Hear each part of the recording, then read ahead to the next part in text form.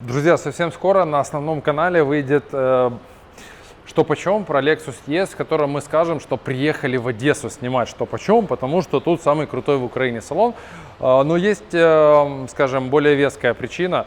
Здесь в Одессе стоит один из двух последних оставшихся LC с мотором V8 5-литровым, который я вам обещал показать еще в нашем полном тесте 500-го гибрида, там, где мы признали эту машину не Lexus'ом, там, где мы пытались на ней из Карпат выехать во время наводнения и так далее. И вот, увы, не получится покататься, ну прям долго. Но как минимум сейчас послушаем, как звучит выхлоп.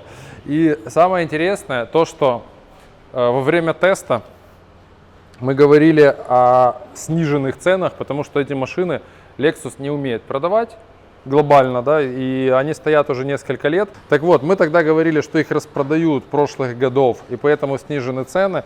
Прошел месяц после того, как мы об этом говорили, и цену еще снизили, еще минус 15 тысяч. Получается, вот эта машина, которая стоила 120 с завода, потом 115 по распродаже, сейчас стоит 97. Это полный топ, атмосферный V8, и еще один такой же есть во Львове, красный. Кому-то повезет. Ну, в общем, это вот как раз тот правильный LC, да, если считать гибрид неправильно.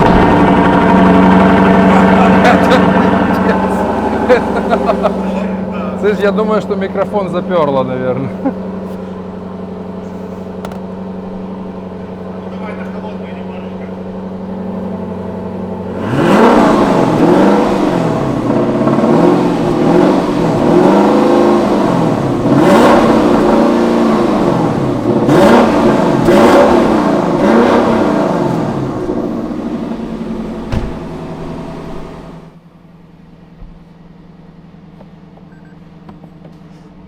Кстати, машина в точно такой же комплектации, как та, на которой я в Карпаты ездил, отличается фактически только мотором.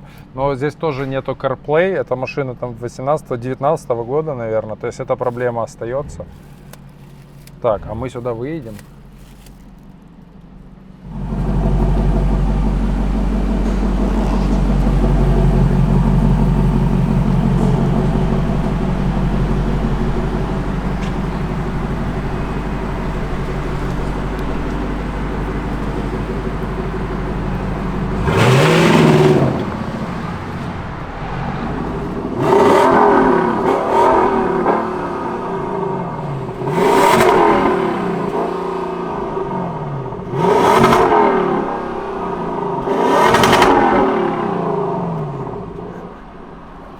Причем, что интересно, здесь, как я говорил в тесте, работали не только...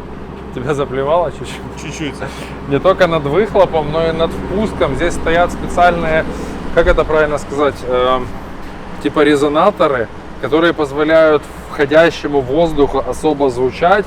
И, как японцы сказали, создается оркестр из двух инструментов. Один сзади, второй спереди. И вот в движении все это должно звучать еще круче.